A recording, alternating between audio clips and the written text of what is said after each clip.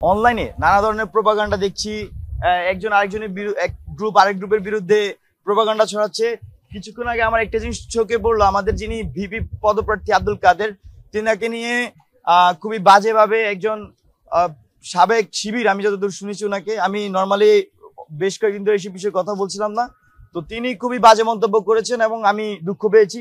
আমি যারা ওনাদের দায়িত্বশীল আছেন তাদেরকে বলবো যে যাতে এই বিষয়গুলোকে চোখ রাখে। যেমন আব্দুল কাদেরকে নিয়ে বলেছে সে দেখতে সে কালো, সেজন্য নাকি তাকে ভোট দিবে না শিক্ষার্থীরা। বলছে যে সে হচ্ছে নোয়াখালীর, এর জন্য নাকি তাকে ভোট দিবে না। তো এগুলা খুবই, আমি মনে করি যে এই এটা কি বলে, বর্ণবাদী কথাবার্তা আর কি। ঢাকা বিশ্ববিদ্যালয় আব্দুল কাদের কি করেছে ঢাকা বিশ্ববিদ্যালয়ের শিক্ষার্থীরা সবচেয়ে ভালো জানে। যখন এখানে পুরা দেশের মানুষ ফ্যাসিবাদের পতনের জন্য নেমে এসেছিল, সেদিনও আব্দুল কাদের ফ্রন্ট লাইনে থেকে নেতৃত্ব দিয়েছিল। যখন ঢাকা বিশ্ববিদ্যালয়ে সেখানে 10 জন মানুষ আওয়ামী লীগের বিরোধিতা করেছিল ঢাকা বিশ্ববিদ্যালয়ে দাঁড়িয়ে, সেদিন আব্দুল কাদের বিরোধিতা করেছিল। আব্দুল কাদের এমন ব্যক্তিত্ব তিনি তার একটা বক্তব্য বলেছেন, আপনারা শুনবেন, যিনি কোভিড এর সময় যে মাস্কের পিতা লাগাইতো, 10টা মাস্কের পিতা লাগাইলে 1 টাকা, 100টা লাগাইলে 10 টাকা, তখন সে 500 টাকা ইনকামের জন্য সে 5000 মাস্কের পিতা লাগাইতো সারাদিন বসে, কিন্তু সে কারো কাছে হাত পাতে নাই। তার মেরুদণ্ড এতটাই শক্ত আমি মনে করি, এবং তাকে আমি ব্যক্তিগতভাবে খুবই রেসপেক্ট করি। সে আব্দুল কাদের এমন, যখন এখানে অনেকেই ইয়ার দোহাই দিয়ে, অভাবের দোহাই, টাকা পয়সার দোহাই দিয়ে হলে থাকতো বা ছাত্রলীগ জোরপূর্বক তার করতে হয়েছে, সেই সময় আব্দুল কাদের টিউশন করে তার 4টা-5টা করায় এসে ফ্যাসিবাদের বিরোধিতা করতো। সে তখন এই ছাত্রলীগের চ্যালেঞ্জ ছুটতো, সে জেল খাটছে।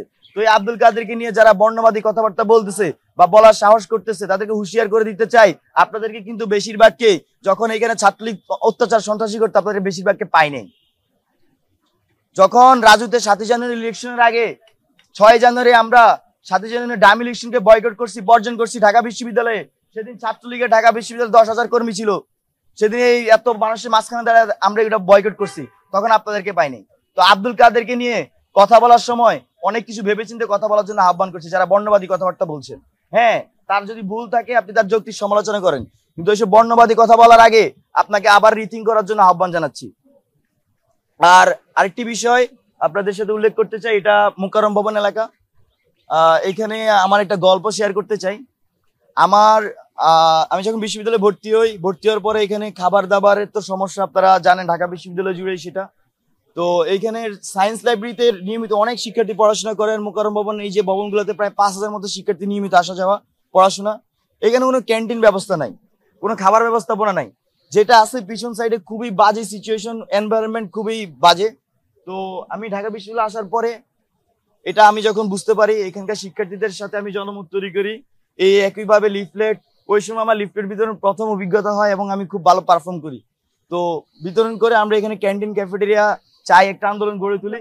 সেই আন্দোলনের সফলতা হিসেবে ওই যে 22 তলা বিল্ডিং দেখতেছেন, সেটা নিচতলায় ক্যাফেটেরিয়া দিবে বলে প্রশাসন আশ্বস্ত করে, এবং সেখানে কিন্তু ক্যাফেটেরিয়ার জন্য প্লেস রাখা হয়, টেন্ডারও মনে হয়ে গেছে আমি যতদূর জানি।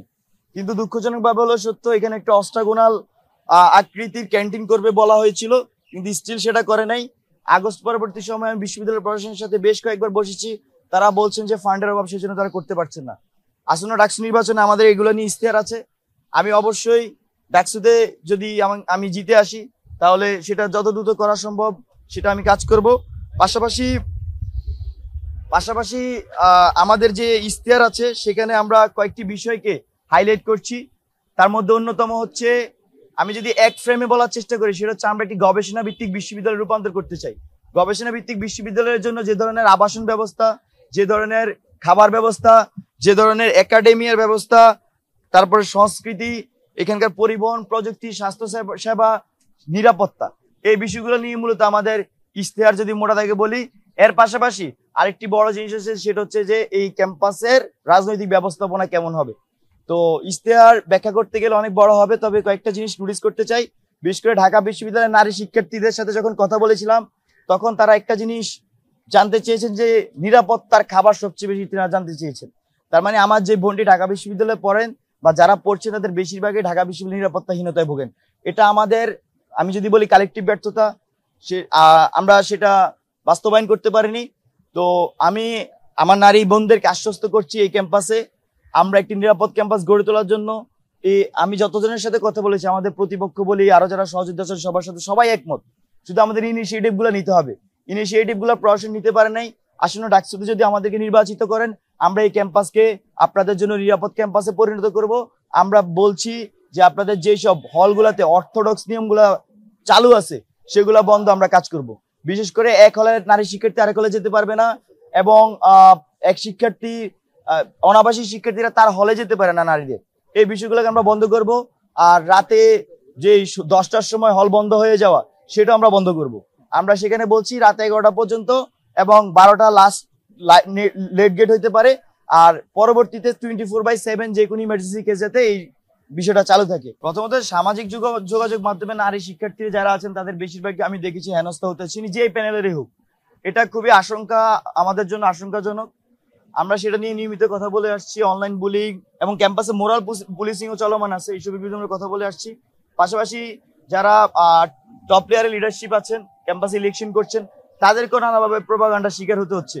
আমি দেখলাম যে আজকে আমি আব্দুল কাদের কথা বললাম, আমি আবিদ ভাইয়ের একটা ভিডিও দেখলাম, তাকেও নানাভাবে হেনস্থা করা হচ্ছে সোশ্যাল মিডিয়ায়। যেটা সত্য সেটাই বলছি। তো এগুলা খুবই ন্যাক্কারজনক, এবং আমরা এই ডাকসুতে সবাই সহাবস্থানের রাজনীতি করে এই ডাকসুতে আমরা অংশগ্রহণ করেছি। আর আরেকটি বিষয় হচ্ছে, যে জিতুক সবাই কিন্তু ফ্যাসিবাদ বিরোধী শক্তি। এখানে আমাদের মধ্যে খুব বেশি নিজেদের মধ্যে এই দ্বন্দ্বটা নাই আমি মনে করি, এবং যে জিতুক বাকিরা তাকে সহযোগিতা করবে এটা আমরা বুঝতে পারছি। তো এখানে যারা এইসব নেতিবাচক কাজের সাথে জড়িত হচ্ছেন তাদেরকে আহ্বান করবো আপনারা এইসব থেকে সরে আসেন। আমরা একটা সহাবস্থানের রাজনীতি যেমন ফিল্ডে আছে, অনলাইনে যাতে সেটা আমরা রাখি। আচ্ছা, নির্বাচন নিয়ে শঙ্কার কথা আমরা বেশ কয়েকদিন ধরে বলছি, কারণ নির্বাচন কমিশন নিরপেক্ষ আচরণ করছেন না।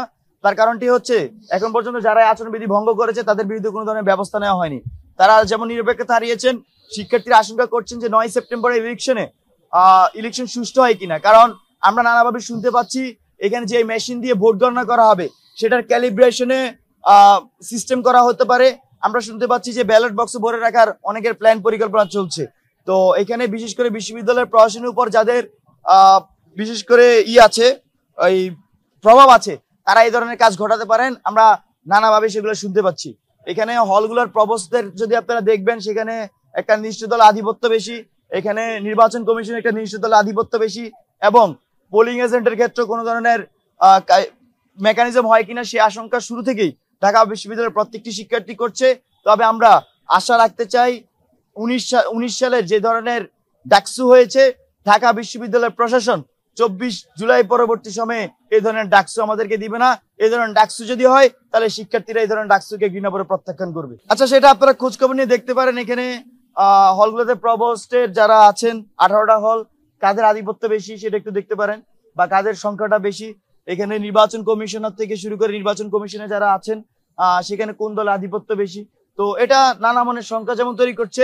এর বাইরে যদি আপনাকে আরো সুস্পষ্ট ভাবে বলি, এখানকার নানা ছাত্র নেতারা আছেন যারা তারা হয়তো পদ পদবি পান নাই, এরকম একটা অংশ আছেন, তারা ইলেকশন করতে পারতেছে না। ওরা কিন্তু এই যে সত্য কথাটা বলে দিচ্ছে যে ভিতরে কি চলতেছে।